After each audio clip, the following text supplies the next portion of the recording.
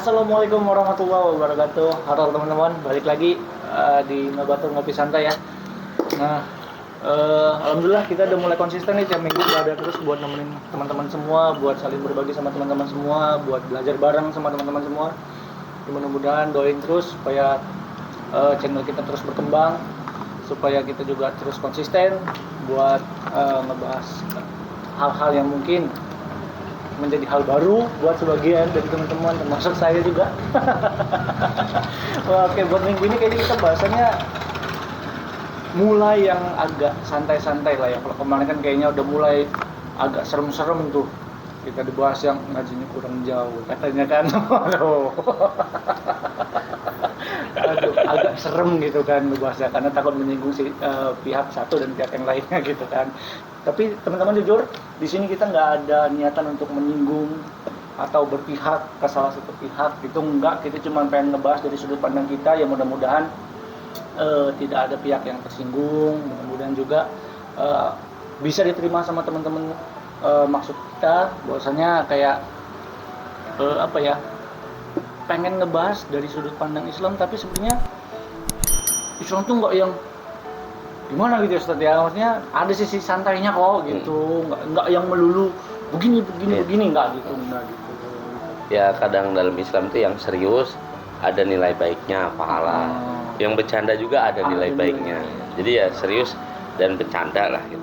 Tapi ya bukan berarti bercanda terus. Iya. Ada seriusnya dan ada bercanda. Jadi gimana ini Ki?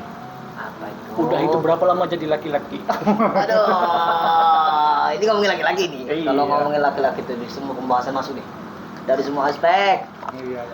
Kalau ngomongin soal laki-laki, bingung nih. Mau bahas dari mana ya? Satu, laki-laki itu tempatnya salah. Misalnya. Itu relate tempatnya salah itu. Ini mah pasti kayaknya relate semua deh. Iya. Mana laki-laki itu tempatnya salah, harus bertanggung jawab dan bisa mempertanggungjawabkan. Misalnya Kecil dimarahin orang tua, sekolah dimarahin guru, udah gede disuruh kerja, pas kerja dimarahin bos. Aduh. Itu pertanyaannya, laki-laki tempatnya salah atau memang itu laki-laki yang penuh dengan kesalahan? Yang buktinya tuh kecil dimarahin orang tua, di sekolahan dimarahin guru. Itu mah memang apa ya, bukan relate, memang itu bersalah.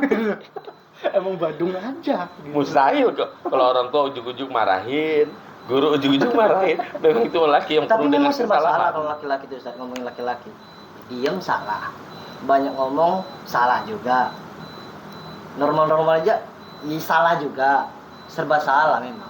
Nah, berarti itu gimana tuh Ustaz? Kalau dari sudut pandang Islam sendiri, apakah laki-laki itu harus selalu misalnya diomelin? Kita cara paling adem katanya kan diem tuh. Biar tunggu tenang dulu, udah sama-sama tenang baru dibahas. Apakah ketika dimarahin harus ada argumentasi juga Ustaz, supaya enggak loh gitu? Yang lebih tepatnya banyak mengalah. Banyak mengalah. Nah, kemudian banyak mengalah juga ada versi masing-masing. Ada kalanya banyak mengalah dengan cara diam. Ada kalanya banyak mengalah, ya sudahlah. Ada argumen, tapi tidak terlalu banyak. Kan gitu. Ya, penting juga ada argumen. Ya, bukan berarti kalau diomongin, diam terus. Ya, tetap ada argumen, tapi banyak diamnya. Kadang-kala argumen itu juga untuk sesuatu yang menjadi benar. Contoh, kita misal kalau ada bahasa banyak diamnya, dituduh maling, kita nggak maling, udah diem aja. Ya digebukin, dihukum kita. Maka ada kalanya memang harus berargumen untuk sesuatu yang menjadi kebenaran gitu. Selebihnya ya banyak mengalah. Gitu kan. Ya, argumen berarti ada waktu dan tempatnya. Ya, gitu. benar. Tepat. Tapi kalau dari zaman Nabi ada nggak terus contohnya? Dari zamannya Nabi atau sahabat-sahabat Nabi gitu yang Sayyidina Umar.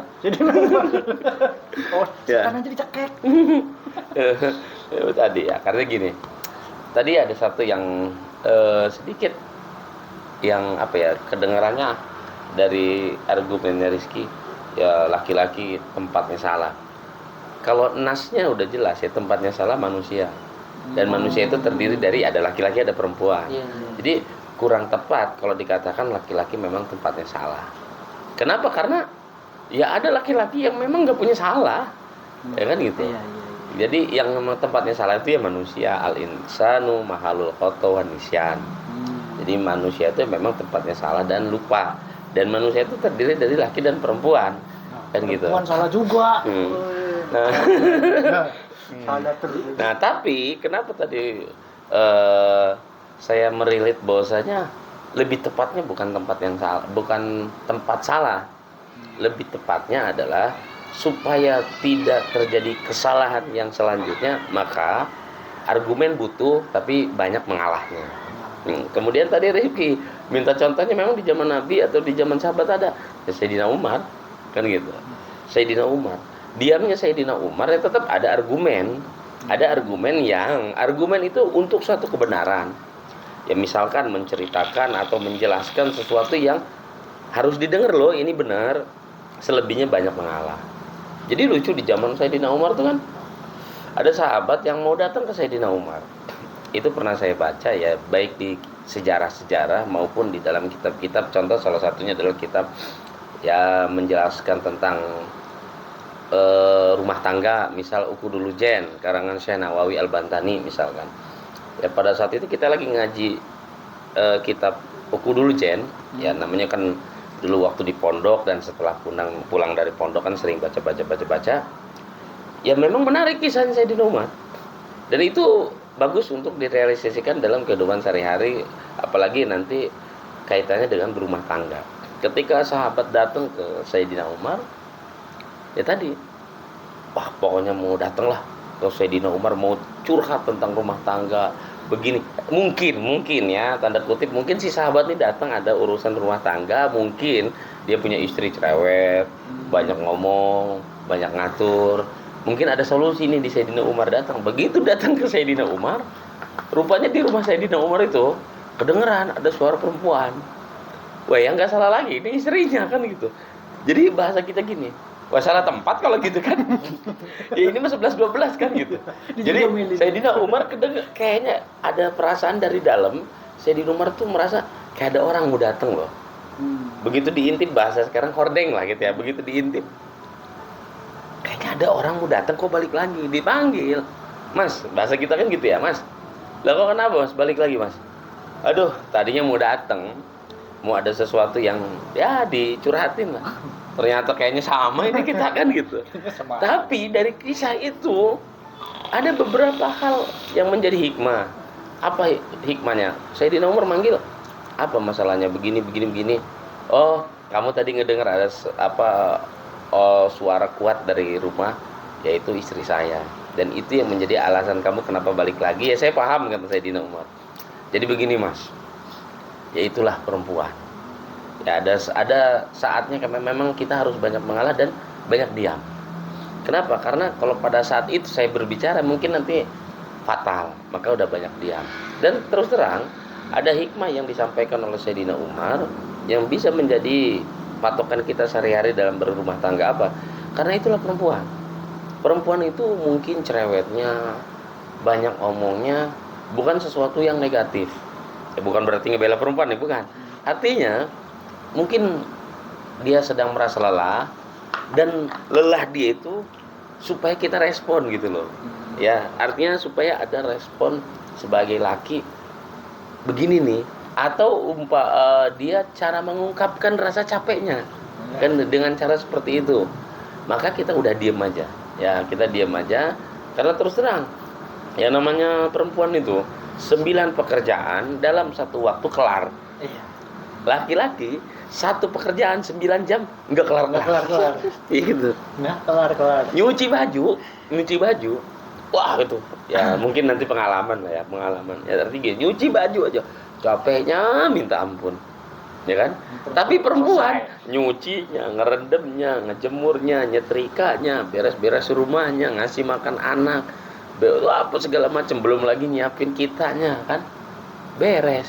Selesai. Nah, mungkin lelahnya ya mau tidak mau diungkapkan dengan seperti tadi itu di kisahnya Sayyidina Umar. Tapi apa yang terjadi ya, Umar tidak sedikit pun mengurangi derajat kemuliaan Sayyidina Umar. Enggak mengurangi. Laki bantu ngejemur ketika istri nyuci, enggak ada kan yang ada dalil atau ada penjelasan wah itu mengurangi derajat, kamu itu apa, enggak ya, justru itu akan menimbulkan satu keromantisan ya kan gitu. Laki yang istri yang nyuci, laki yang jemur. Dan kita juga jangan besar kepala. Hei, raja loh. Raja yang mulia. Iya. Aku loh yang mulia ini. Enggak ya. Ya biarkanlah kita di luar menjadi macan. Ya pulang saatnya kita menjadi meong. Iya. Meong itu kan sesuatu yang apa? Bisa ya memang menjadi peliharaan yang lucu, menggembirakan, menyenangkan, bisa diajak main. Itu kan meong. Macan ditakuti. Maka jangan sampai pulang jadi macan, di luar terbalik jadi meong, kan gitu. Ketuker. Iya. Biar di luar jadi macan, kan gitu. Wah, takut orang mau apa-apa kan. Tapi pulang kita menjadi sesuatu yang memang ditunggu untuk menjadi sesuatu yang menggembirakan, ya meong tadi, kan gitu ya. Nah, Pernah tuh di situ. Kayak gitu tuh, San. Itu relate itu, memang relate. Wahnya kita dari capek, dari luar, tak habis ngajar, tak habis ngojol, segala macem, pulang langsung ke kamar. Lah emaknya langsung ngejelutak di kamar, terus di kamar. Niat kita kan mau ngejelasin ya, nggak gitu. Lah ini ngejawab aja lu, ini sama aja lu kayak ke bapak lu kan. Salah lagi. Memang ternyata argumen itu juga nggak selalu benar. Iya. Memang bagusnya diam ya gitu. tadi ada kalanya argumen dibutuhkan untuk diungkapkan untuk sesuatu kebenaran. Ada kalanya argumen itu tidak perlu diungkapkan karena nanti bukan jadi benar, kan gitu. Malah nanti nggak jadi benar tuh. Malah jadi masalah baru. Iya. Malah nambah-nambahin. Problematik banget tuh sebenarnya ya. Yang penting tadi ya, jangan pilih jalan pintas untuk menyelesaikan ketika kelaki-lakian kita diuji. Misal ya punya istri cerewet, punya istri banyak ngatur, atau punya katakanlah punya ininya lah gitu istilahnya, punya masalah lah apa saja, tunjukkan kelaki-lakiannya. Ya tali tambang itu bukan menunjukkan kelaki-lakian. Menghilangkan masalah dengan sesuatu yang negatif itu bukan kelaki-lakian. Apalagi minum baygon, ya kan, apalagi minum karbol lagi minum kan gitu. Minum baygon gula. Kurang rada gimana gitu. Iya. Laki ya. Tapi ya itulah ya, maksudnya di sekian banyaknya problematika kehidupan, namanya pergaulan Ustaz ya. Cuman kan kadang kita adu argumen, banyak diemnya, tapi temen ngeliat gitu kan, misalnya lagi ada teman takut gitu kan, takut enggak berani gitu kan. Kadang-kadang itu tuh yang ngebikin rada apa, iya gue takut ya gitu. Padahal mah enggak juga ya Ustaz ya. Iya, enggak. Diam itu salah satu bentuk menghormati. Ya makanya kita luruskan statement orang, di luar aja macan, pulang meong. Kita justru senang diomongin gitu. Kok senangnya di mana? Meong itu kan kucing. Kucing itu ya binatang yang memang tidak menakutkan bagi orang lain. Apalagi buat orang rumah sendiri kan gitu. Dan kalau dia lucu, ditunggu itu. Kan gitu. Iya. Iya, ditunggu kehadiran. Wah, kan benar. Kalau dibalik pula di luar macan, pulang singa. Siapa yang mau dekat sama singa? Kan gitu. Anak jauh nanti. Istri jauh. Justru udah meong itulah, biarin aja gitu kan. Tapi kadang ada ungkapan gini Ustaz, laki-laki apalagi maksudnya yang sebelum Gen Z nih Ustaz ya, yang katanya gen milenial. Anak-anak gen milenial ini rata-rata kecilnya itu dididik jadi Ultraman Ustaz. Jadi dia pas sudah gede itu memang sudah tahan banting ya, untuk menyelamatkan. Ya karena dia besar dipersiapkan untuk menjadi Power Ranger. Untuk menyelamatkan dunia katanya. Makanya ya laki-laki itu harus siap disalah-salahin. Ya sebenarnya yang kata Ustaz tadi, sebenarnya kayaknya bukan siap disalah-salahin, lebih siap banyak mengalahnya gitu. Tapi memang seperti itu ya, Sat ya. Tanggung jawab seorang laki-laki itu. Ya Quran sendiri yang ngomong ku angpusakum wa ahlikum naro. Kita ini menyelamatkan diri kita ketika kita berkeluarga, menyelamatkan juga apa yang menjadi tanggungan kita, ya keluarga kita. Jangan pengen selamat sendiri loh gitu. Artinya kalau you sholat, ya jangan sholat sendirian lah, ajak yang lain, ajak anak, ajak istri, bangunin. Jangan juga, artinya ketika bujang, yang penting saya udah bener, yang lain ya namanya orang lain. Tapi ketika sudah berkeluarga, hilangin. Udah nggak bisa. Ya prinsip seperti itu. Mas, sampai ini sholat, istri sholat nggak? Kayak anak kecil aja, dia kan udah gede, biarin lah mau sholat mau nggak. Wah itu salah itu. Itu bahkan bertolak belakang dengan apa yang Allah katakan dalam Al-Quran, sehingga Rasulullah memvonisnya dengan bahasa dayus. Apa itu dayus? Ya dia taat, tapi ngelihat keluarganya yang nggak taat, kok diem?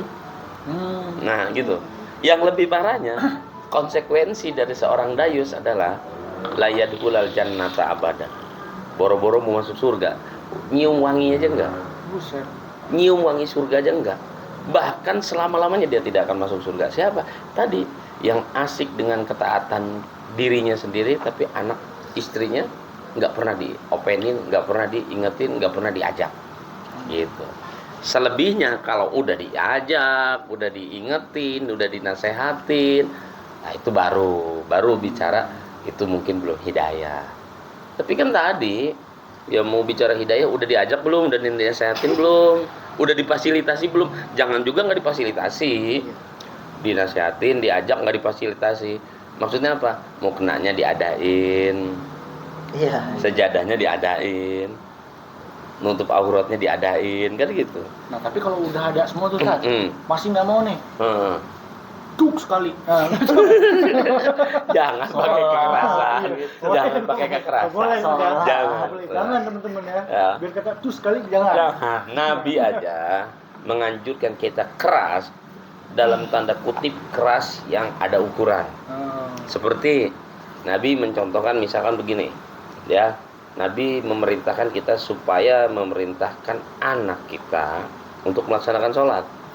Pada usia tertentu bukan lagi nasihat yang main. Kalau memang dia nggak mau sholat, boleh mukul.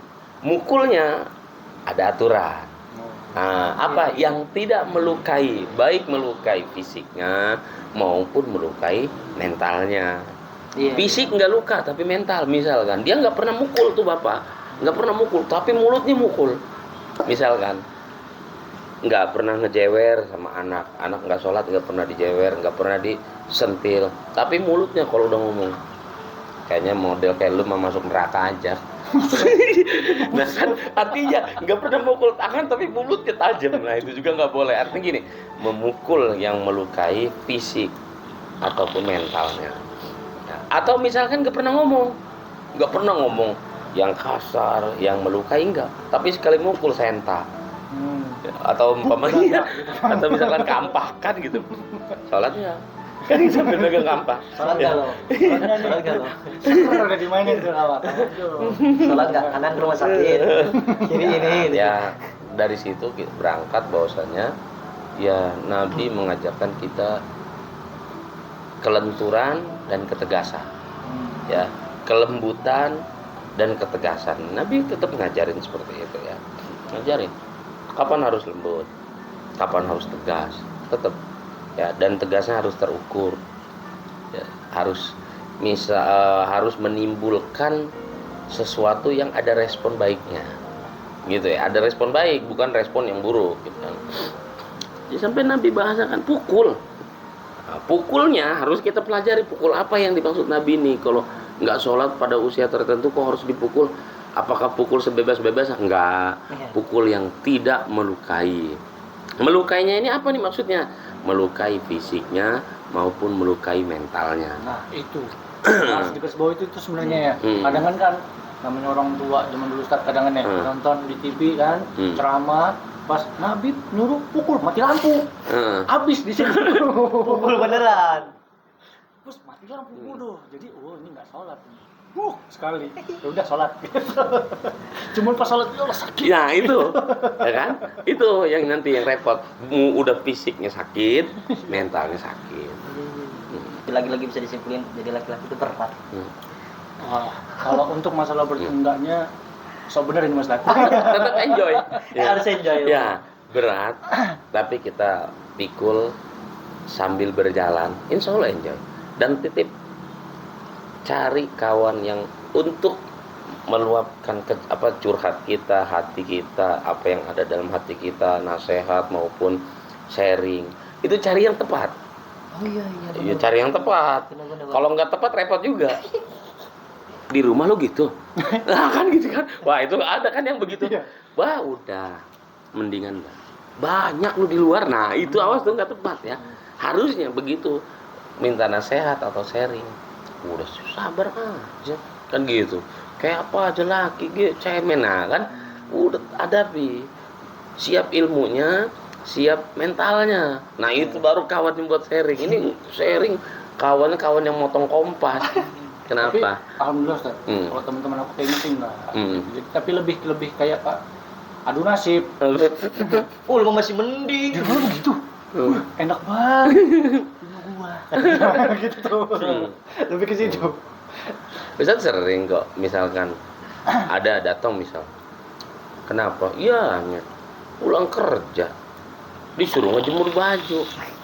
Kita curhat tapi kita lurusin. Ya ini kan ngajak curhat nih. Ini orang berarti kita ngajak curhat. Ya, kita ceritain.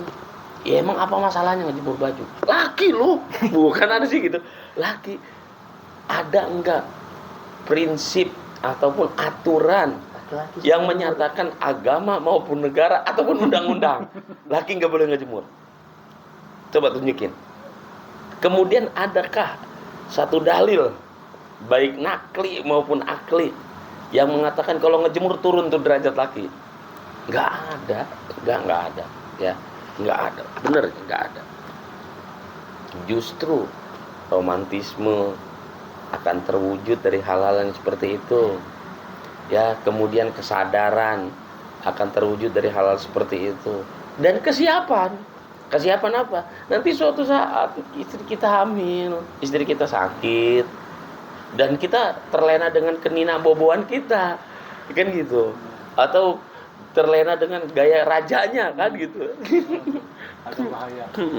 Oke, tapi terakhir nih Ustaz, ada nggak Ustaz kata-kata mutiara atau motivasinya Ustaz buat laki-laki yang katanya Ultraman yang lagi nonton nih Ustaz? Siapa tahu mungkin banyak laki-laki juga di luar yang ngerasa iya nih, pulang diomelin, duduk katanya di rumah aja, kapan keluar nggak usah pulang.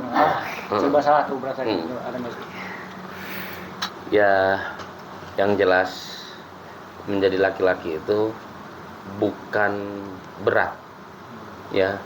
Asal siap nggak ada yang berat. Asal siap nggak ada yang berat.